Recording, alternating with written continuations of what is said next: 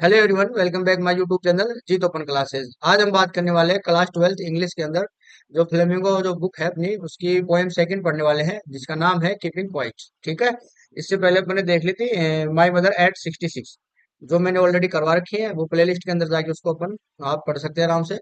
और इस पोएम में अपन बात करने वाले हैं, इसका पूरा एक्सप्लेनेशन देखने वाले हैं, एक एक लाइन को अपन उसको समझेंगे, उसका हिंदी क्या होता है और जो भी इसमें पोएम में लिटरेरी डिवाइस है वो कौन कौन से यूज हुए हैं, सारे के सारे लिटरेरी डिवाइस मैं आपको बताने वाला हूँ।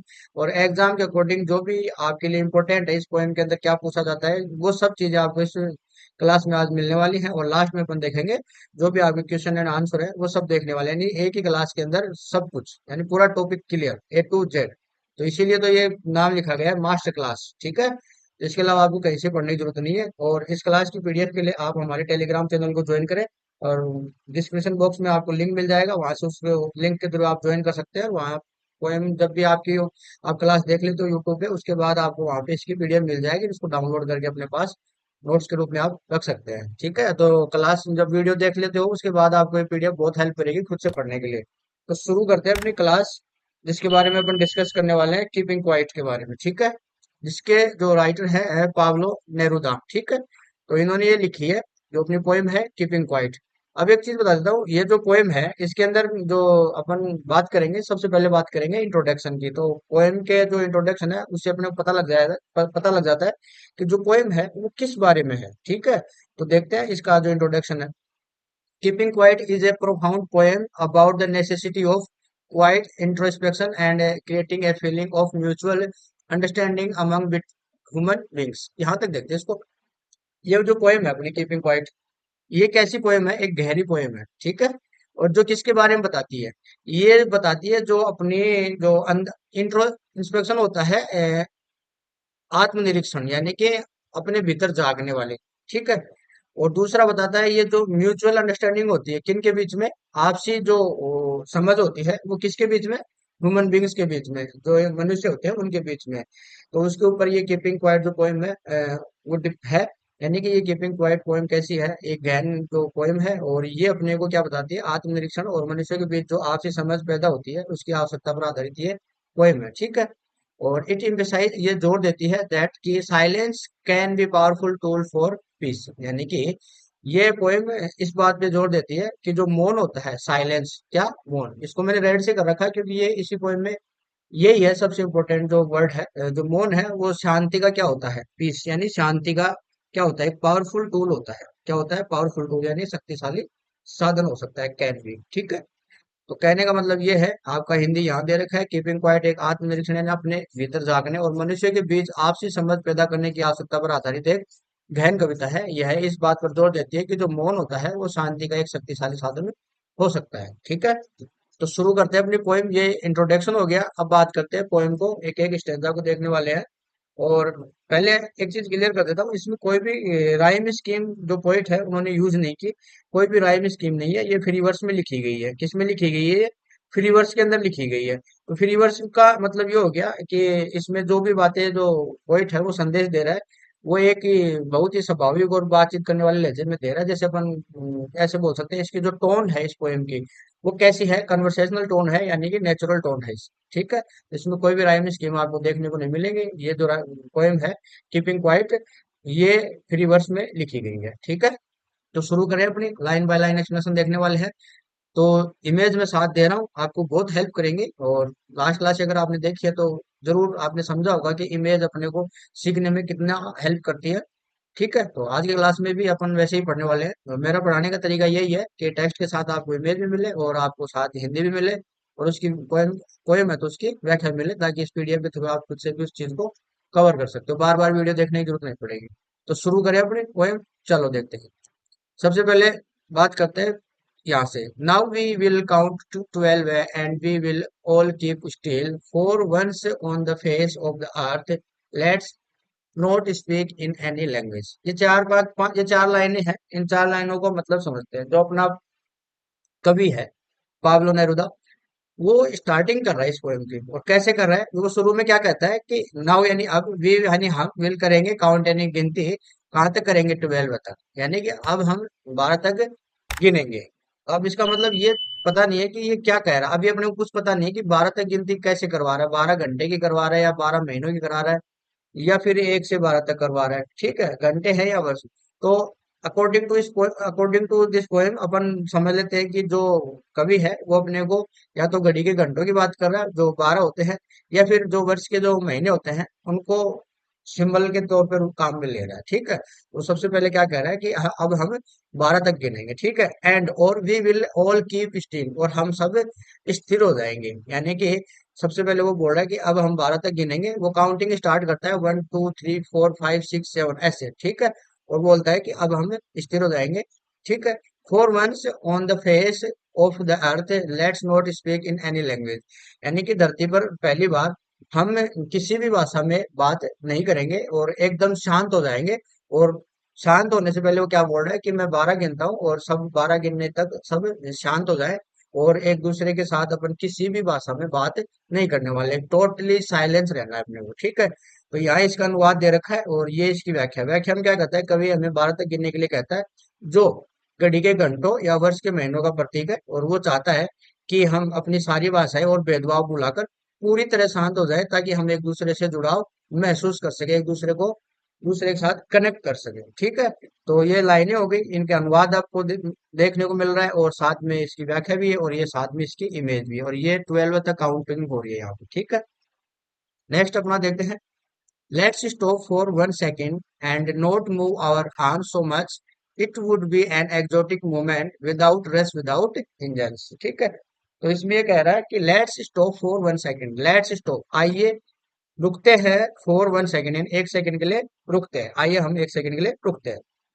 एंड और नॉट मूव, और बिना हिलाए आवर आर्म्स, अपने जो हाथ है, और सो मच यानी ज्यादा, यानी अपने हाथों को इतना ना हिलाए, यानी अपन 1 सेकंड तक रुक जाते हैं और अपने हाथों को बिना हिलाए हिलाए अपन खड़े हो जाते हैं, रुक जाते हैं। ठीक है, it would be an exotic movement, और ये जो अपन करने वाले हैं अगर ऐसा होता है तो ये कैसा होगा, एक अनोखा क्षण होगा ये। ठीक है, विदाउट रश विदाउट इंजन, बिना किसी भाग दौड़ के और बिना इंजनों के शोर से। यानी कि जो कवि है वो यही कह रहा है कि हम 1 सेकंड के लिए रुक जाते हैं अपने हाथों को इतना बिना हिलाए हुए, और ये अगर अपन ऐसा करते हैं तो ये एक ऐसा एक्सोटिक मूवमेंट होगा, अनोखा क्षण होगा, जो बिना किसी भाग दौड़ के और बिना किसी इंजन के शोर के होगा। अब यहाँ व्याख्या की बात करते हैं, या जो आर्म्स यूज हुआ है वो दो अर्थ दे रहा है। ये देखो आर्म्स अपना यूज हो रहा है, ये दो अर्थ दे रहा है। कौन सा, एक तो हमारे हाथ, आर्म्स का मतलब होता है हाथ, और दूसरा होता है युद्ध के हथियार, उनके लिए भी आर्म्स ही यूज होता है। ठीक है, तो कवि चाहता है कि हम मशीनरी और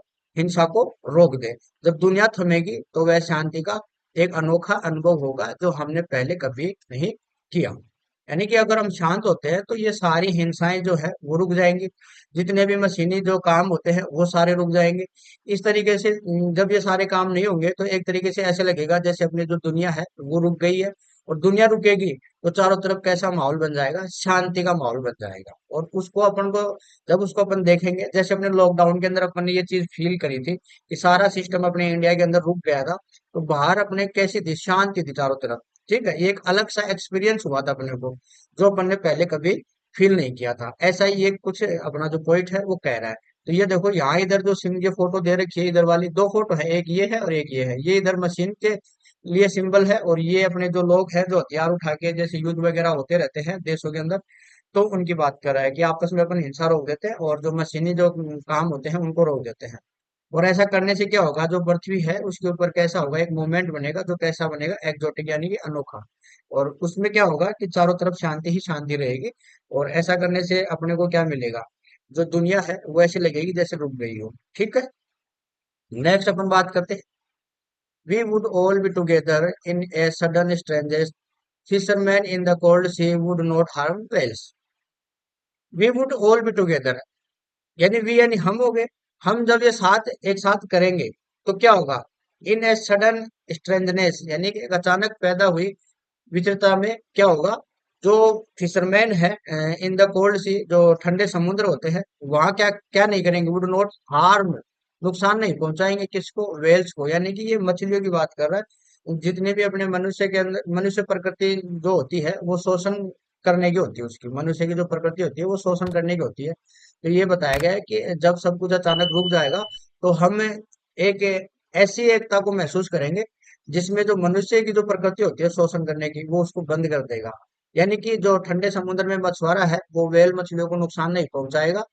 क्यों नहीं पहुंचाएगा? क्योंकि अपन ने सब कुछ एक बार रोक दिया है। ठीक है। इससे क्या बनेगा? जो पारिस्थितिक संतुलन है, इकोलॉजिकल बैलेंस है, वो बना रहेगा। ठीक है। तो ये अनुवाद है, हम सब साथ होंगे, एक अचानक पैदा हुई विविधता में ठंडे समुद्र में मछुआरे व्हेल मछलियों को नुकसान नहीं पहुंचाएंगे।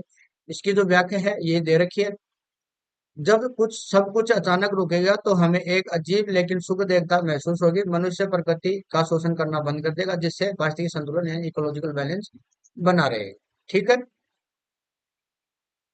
अब बात करते हैं अपने नेक्स्ट जो है, and the man gathering salt would look at his heart hands those who prepare green Wars Wars with gas Wars with fire. ठीक है।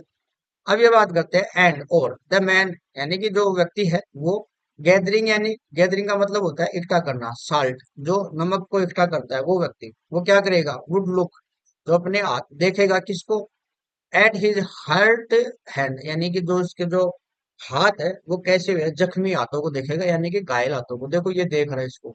अगर अपन सब शांत होंगे, सारी चीजें रुक जाएंगी दुनिया के अंदर, सारी चीजों में अपन रोक लेते हैं, तो उसको इतना समय मिलेगा, जो नमक इकट्ठा करता है ना जो आदमी अपने हाथों से, तो उसको इतना समय मिलेगा कि उसके हाथ जो है वो कैसे हो गए, वो अपने घायल हाथों को देख सकता है, उसको इतना टाइम मिल जाएगा। ठीक है। Those who prepare green Wars, अब वे लोग जो पर्यावरण के खिलाफ जो युद्ध लड़ते हैं, जैसे वॉर्स विद गैस, जो जहरीली गैस होती है, वॉर्स विद फायर, और जो आग होती है, जो आग का मतलब हो गया परमाणु युद्ध वगैरह होते हैं, तो ऐसी तैयारी करते हैं उन लोगों के लिए, तो वो सब भी रुक जाएंगे। तो व्याख्या से समझते हैं, शांति के इस क्षण में मजदूर जो होता है वो अपने जख्मों को देखने और बढ़ने का समय उसको मिल जाएगा। यानी कि वो पूरे दिन काम करता है अपने हाथों से, तो उसके हाथों पे जो भी चोटें लगती है, तो उसको अगले दिन वापस अपने काम पे जाना होता है, तो उसको इतना टाइम नहीं मिल पाता कि वो अपने जख्म सही कर सके। तो अगर ये सब काम रुक जाता है तो उसको इतना टाइम मिल जाएगा कि वो अपने जख्म है उनको भर सकता है, उनको ठीक कर सकता है। साथ ही जो युद्ध की जो योजनाएं बनाने वाले लोग भी हैं, वो भी रुककर अपनी विनाशकारी गतिविधियों पर विचार करेंगे। यानी कि जो देश में जो युद्ध होते हैं, या आप एक दूसरे देशों के साथ जो भी युद्ध होते हैं, जो युद्ध करवाते हैं जो लोग, अगर ये ऐसा सब कुछ रुक जाएगा तो वो थोड़ा उसमें उनको सोचने का टाइम मिलेगा कि वो ऐसी चीजें कर रहे हैं जो विनाशकारी है, ऐसी गतिविधियां कर रहे हैं जो गलत है, उन पे वो विचार करेंगे। थोड़ा सा उनको एक समय मिल जाएगा थोड़ा सा। इस वजह से अपने को क्या करना चाहिए? शांत होना चाहिए, रुकना चाहिए। ठीक है। नेक्स्ट अपन बात करते हैं, victory with no survivors would put on clean clothes and walk about with their brothers in the shade doing nothing. यानी कि विक्ट्री विद नो सर्वाइवर, यानी ऐसी जीत जिसमें कोई भी जीवित ना बचे। विक्ट्री का मतलब हो गया जीत, विद नो सर्वाइवर्स, सर्वाइवर्स का मतलब हो गया जीवित नहीं बचना, कोई भी सर्वाइवर। ठीक है, जिसमें कोई भी जीवित नहीं बचे। Would put on clean clothes, और वे लोग जो साफ कपड़े पहनेंगे, एंड वॉक, और जो चलेंगे अबाउट विद दियर ब्रदर्स, और अपने भाइयों के साथ चलेंगे, इन द शेड, छाया के अंदर, डूइंग नथिंग, बिना कुछ किए चलेंगे। यानी कि ये ऐसे बोल रहा है कि जो कवि है वो ये कह रहा है कि युद्ध की जो जीत होती है वो किसी काम की नहीं होती है। क्यों नहीं होती है? क्योंकि उसमें जो भी काम होते हैं, जैसे एक दूसरे के साथ जो भी लड़ाइयाँ लड़ी जाती है, जो भी युद्ध होते हैं, तो दोनों तरफ नुकसान तो होता ही है। तो कभी यही कह रहा है कि युद्ध की जीत जो है वो बेकार है, अगर उसे मानने वाला ही कोई ना बचे। यानी सारे अगर मर रहे हैं, एक दूसरे के सैनिक शहीद भी होते हैं, नुकसान तो दोनों तरफ होता है। तो वो चाहता है कि दुश्मन जो होता है वो साफ कपड़े पहने। यानी कि वो साफ कपड़े का मतलब ये हो गया, क्लीन क्लोथ का मतलब ये हो गया कि उसकी जो सोच है, उसकी जो नफरत है, वो उसको छोड़ दे। ठीक है। जैसे ये अपने सैनिक हैं, ये अपने कपड़े पहन रखे हैं, लेकिन ये इसको बता रहा है कि ऐसे साफ कपड़े पहने। सैनिक क्यों बने हुए हैं? ये अपने देश की सुरक्षा कर रहे हैं, ताकि आप सब आपस में जो भी युद्ध होते हैं तो ये अपने देश के लिए लड़ते हैं। ठीक है। तो ये कह रहा है कबीर कि ये अपने जो कपड़े हैं इनको क्लीन कर ले। क्लीन का मतलब हो गया ऐसे व्हाइट कपड़े, व्हाइट का एक सिंबल दे रखा है यहाँ पर कि इन पे कोई भी दाग नहीं है, ये क्लीन हो गए। तो क्लीन का मतलब ये हो गया कि इनकी जो पुरानी जो नफरत है वो छोड़ दे, उनकी जो पुरानी दुश्मनी है उसको छोड़ दे, और कैसे रहे? ऐसी छाया में रहे, जो एक भाईचारे के साथ शांति से रहे। ठीक है। तो व्याख्या के अंदर बात करते हैं, कभी कहता है कि युद्ध की जीत बेकार है, अगर उसे मारने वाला ही कोई ना बचे। तो वह चाहता है कि दुश्मन जो है वो साफ कपड़े पहने, यानी कि पुरानी नफरत छोड़े, और भाईचारे के साथ शांति से रहे। ठीक है। अब बात करते हैं आगे, vote I vote should not be confuse with total inactivity, life is vote is it is about I want not truck with death. Vote I want should not be confuse, मैं जो चाहता हूँ उसे पूर्ण निष्क्रियता से समझने की गलती नहीं करो। With total inactivity. ठीक है।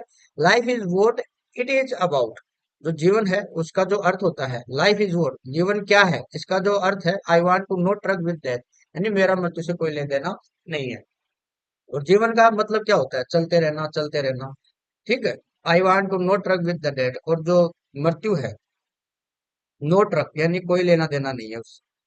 कहने का मतलब इसको स्पष्ट तरीके से समझते हैं। कवि स्पष्ट करता है कि वह आलस और मृत्यु की वकालत नहीं कर रहा कि आपको आलस करना चाहिए, आपको रुक जाना चाहिए, काम नहीं करना चाहिए। वह केवल रुकने की बात कर रहा है कि आप रुको, ताकि हम दिशाहीन भागने के बजाय सही दिशा में सोच सके, यानी कि सोचने के लिए अपने को थोड़ा समय मिल जाए, और अपन बिना किसी दिशाहीन भागने के बजाय सही दिशा में उसको काम कर सके। ठीक है। तो ये अपनी पोएम है जो चल रही है, इसमें आगे बात करते हैं। If we were not so single minded about keeping our lives moving and for once could do nothing, perhaps a huge silence might interrupt his this sadness. If we were not so single minded, यदि हम अपने जीवन को केवल चलाते रहने के प्रति इतने एकाग्र नहीं होते, सिंगल माइंडेड यानी एकाग्र होना। ठीक है।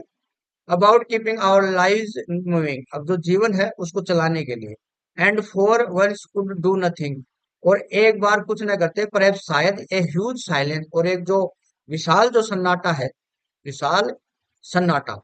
ठीक है। माइट इंटरप्ट, इंटरप्ट का मतलब होता है रोकना, दिस सैडनेस यानी कि इस दुख को रोक देता।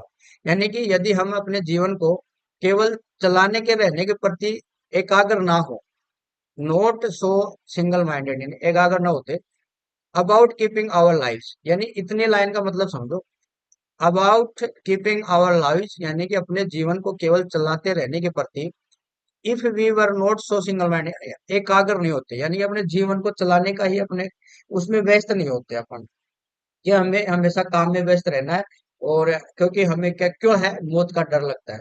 ठीक है। तो ये कह रहा है कि हम उसके अंदर ही अपने आप को बिजी ना रखें। दूसरा, and for once could do nothing perhaps a huge silence, और एक बार ऐसा कुछ न करते जो एक जो शायद एक विशाल जो सन्नाटा है, वो इस दुख को क्या करता, रोक देता, इंटरप्ट कर देता। ठीक है। इसका जो व्याख्या है वो देखते हैं। हम हमेशा काम में व्यस्त रहते हैं क्योंकि हमें मौत का डर है। कवि कहता है कि अगर हम थोड़ी देर ठहरे तो वह सन्नाटा हमारे उस दुख को कम कर सकता है जो हमें खुद को न समझ पाने के कारण होता है। ठीक है। क्लियर। आगे बढ़ते हैं। Of never understanding ourselves and of threatening ourselves with death, perhaps the earth can teach us as when everything seems dead and later proves to be alive. Of never understanding, और खुद को कभी न समझने की, ourselves यानी खुद को, अंडरस्टैंडिंग यानी समझने की, नेवर यानी कभी नहीं, खुद को कभी न समझने की, and of threatening our self with that, और खुद को मौत से डराने के दुख को, यानी कि ये ऐसे कर रहा है, खुद को कभी न समझने के दुख को और मौत से खुद को डराने के दुख को। परहैप्स शायद द अर्थ कैन टीच अस, जो पृथ्वी है वो हमें सिखा सकती है, शायद हमें सिखा सकती है, as when everything seems dead, जब सब कुछ कैसा लगता है, एवरीथिंग सीम्स डेड यानी सब कुछ कैसा दिखाई देता है, डेड दिखाई देता है, मर्त सा लगता है। And later prove to be alive, और बाद में, लेटर बाद में, प्रूव जो सिद्ध होता है, टू बी अलाइव वो जीवित सिद्ध होता है, यानी कि एक खुद को कभी न समझने के दुख को और मौत के दुख के, मौत से डराने के दुख को शायद हमें पृथ्वी जो है वो कभी सिखा सकती है। जब हम देखते हैं तो हमें सब कुछ कैसा लगता है, मर सा लगता है, और बाद में वह जीवित सा सिद्ध होता है। ठीक है। तो व्याख्या बात करते हैं। अंत में जो कवि है वो क्या कहता है, पृथ्वी का एक उदाहरण देता है। जैसे पतझड़ में सब कुछ शांत है और मर्त दिखता है, लेकिन वसंत में वही से नया जीवन जन्म लेता है, वैसे ही मौन जो है वो हमारे भीतर नए जीवन और ऊर्जा का संचार करता है। ठीक है। ये चीज समझ में आई आपके।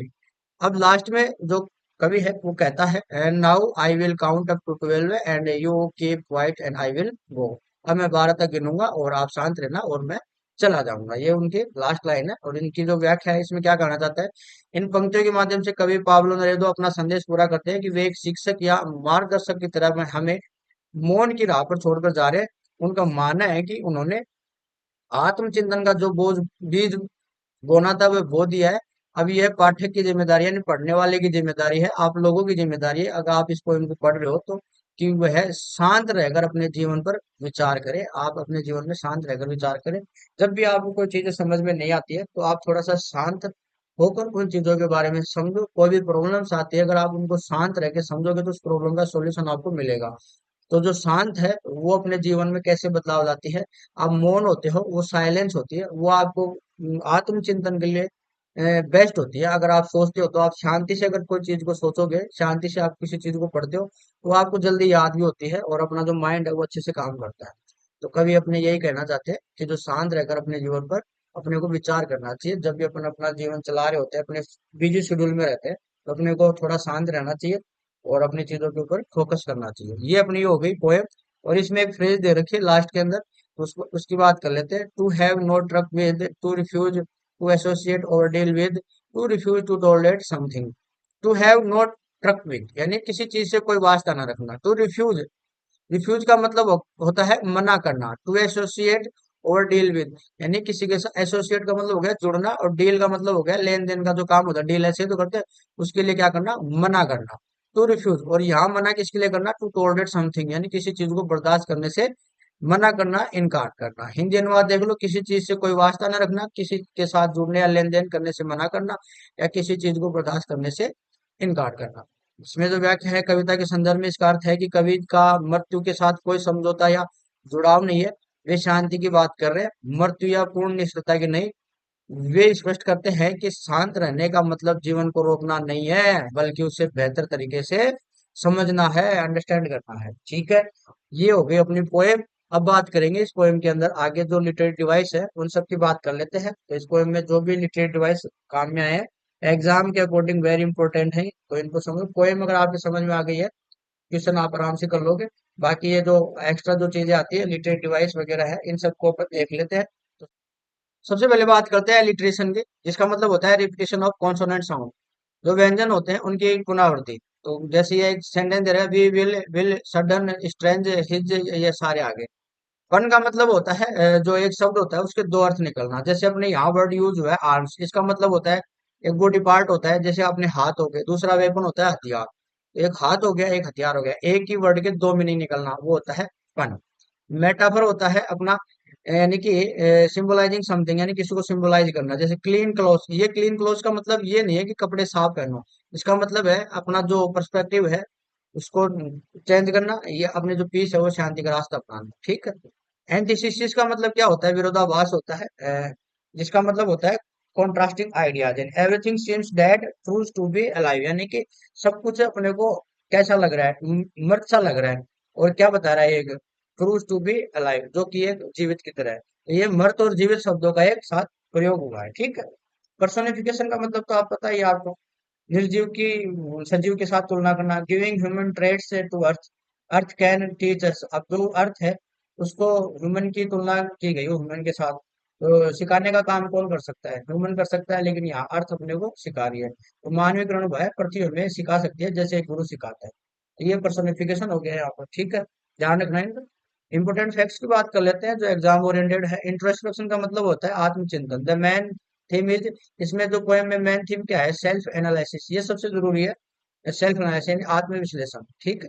यूनिवर्सल ब्रदरहुड यानी विश्व बंधुता, साइलेंस लीड्स टू यूनिटी, तो वो है वो एकता से आती है। ठीक है।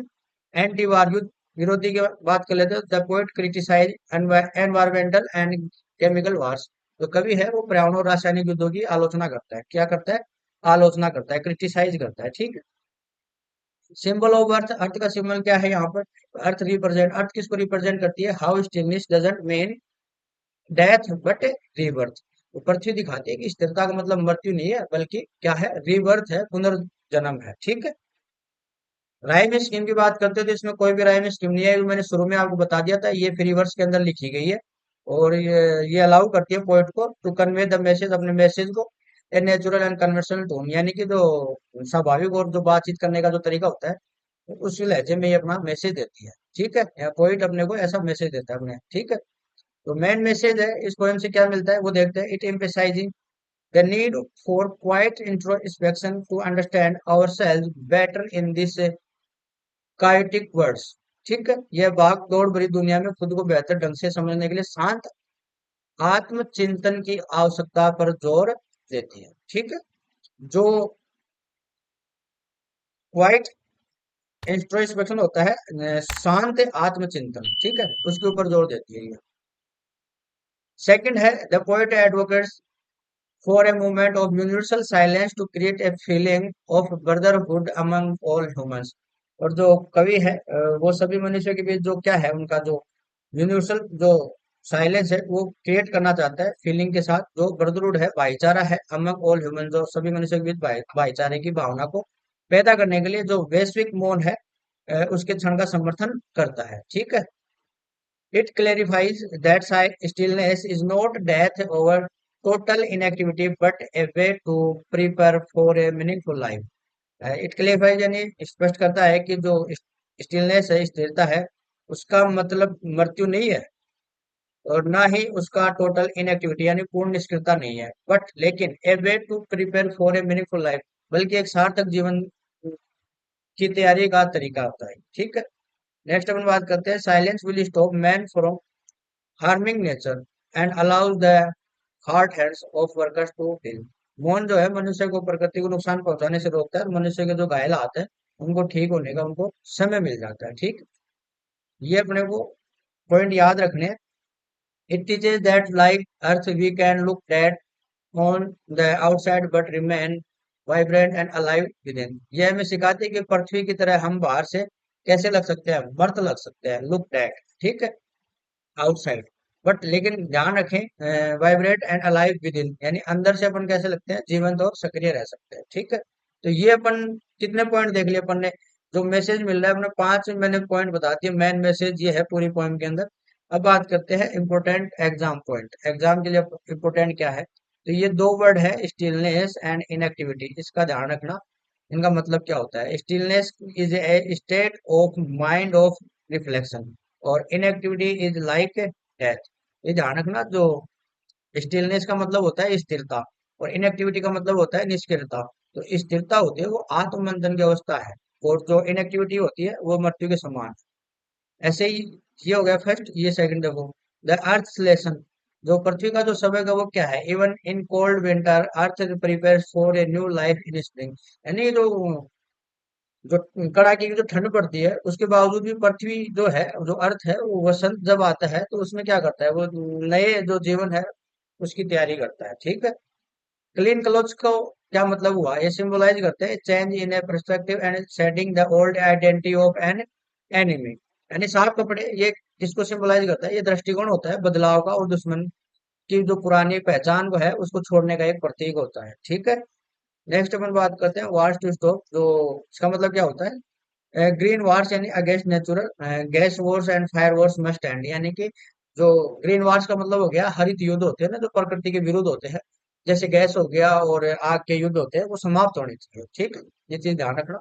अब बात करते हैं अपने जो क्वेश्चन है एनसीईआरटी सॉल्यूशन के, उनकी बात कर लेते हैं। तो सबसे पहले जो फर्स्ट क्वेश्चन है उसको देखते हैं। फर्स्ट है what will counting up to 12 and keeping still help us achieve. Mean 12 तक गिनने और स्थिर रहने में हमें क्या हासिल करने में मदद मिलेगी। तो आंसर इसका आपको ऐसे लिखना है, counting up to 12 and keeping still will help us to close and introspect. It will create a moment of silence where we can forget our differences and feel a sense of exotic unity and brotherhood will with all living beings. यानी 12 तक गिनने और स्थिर रहने में हमें रुकने और आत्म चिंतन करने में क्या मिलती है, मदद मिलती है। अगर अपन 12 तक गिनते हैं तो अपने को क्या मिलता है, जो इंट्रोस्पेक्ट होता है और पोज होता है वो मदद मिलती है उसको रुकने में और आत्मचिंतन करने में, ठीक है। इसके अलावा जो ये है जो क्या करता है, create a movement of silence, जो शांति होती है उसका एक ऐसा क्षण पैदा होता है where we can forget our differences, जहां हम अपने जो मतभेद होते हैं उनको भूल जाते हैं। Feels a sense of exotic unity, और जो सभी जो जीवित प्राणी है उनके साथ एक अनोखी एकता होती है वो, और जो भाईचारा होता है ब्रदरहुड, वो भी भावना वो अपने को महसूस होती है, वो महसूस अपन करते हैं, ठीक है। नेक्स्ट क्वेश्चन की बात कर लेते हैं, question number 2। Do you think the poet advocates total inactivity and death. यानी क्या आपको लगता है कि कवि पूर्ण निष्क्रियता और मृत्यु का समर्थन करता है। आंसर है देखो नो, हमें नहीं लगता कि वो पूर्ण निष्क्रियता और मृत्यु का समर्थन करता है। The poet clearly states that his message should not be confused with the total inactivity. यानी जो कवि है वो इसका समर्थन नहीं करता। वो संदेश देता है कि पूर्ण निष्ठता समझने की गलती नहीं करनी चाहिए। और वे क्या कहते हैं, ही सेज, वे कहते हैं life is what it is about, और जो जीवन वही है जो यह है। He only wants us to stop our destructive and mindless activities for a moment to find the right direction, not to stop living. और वे केवल ये कहना चाहते हैं कि हम जो है सही दिशा खोजने के लिए अपनी विनाशकारी और बिना सोचे समझे जाने वाली गतिविधियों को एक पल के लिए रोक दे, ना कि जीना छोड़ दे। ठीक है। क्वेश्चन नंबर 3 की बात कर लेते हैं। What is the sadness that the poet refers to the poem, यानी कविता में जो कवि है वो किस उदासी को संदर्भ करता है। तो the sadness refers to the result of the never understanding ourselves, यानी जो उदासी है उसका अर्थ स्वयं को कभी न समझ पाना और लगातार जो है constantly threatening our self with death, और स्वयं को मृत्यु से डराने के परिणाम से है। ह्यूमंस आर सो बिजी, और जो व्यक्ति होते हैं, जो मनुष्य है वो बिजी रहता है कहाँ, सिंगल माइंडेड यानी कि एकल दिमाग वाली भागदौड़ में। They lose the meaning of life, और जो कि वो क्या होते हैं, जो लॉस करते हैं जीवन को, का जो अर्थ है उसको खो देते हैं, which leads to this deep sadness, जिससे कि वह एक गहरी उदासी पैदा होती है। ठीक है। क्वेश्चन नंबर 4 को देख लेते हैं। What symbol from nature does the poet use to say that there can be life under apparent stillness, यानी कवि प्रकृति के किस प्रतीक का उपयोग यह कहने के लिए करता है कि प्रत्यक्ष स्थिरता के भीतर भी जीवन हो सकता है। इसका आंसर आपको ऐसे लिखना है, the poet uses the earth as a symbol, यानी कवि पृथ्वी को एक प्रतीक के रूप में उपयोग करता है।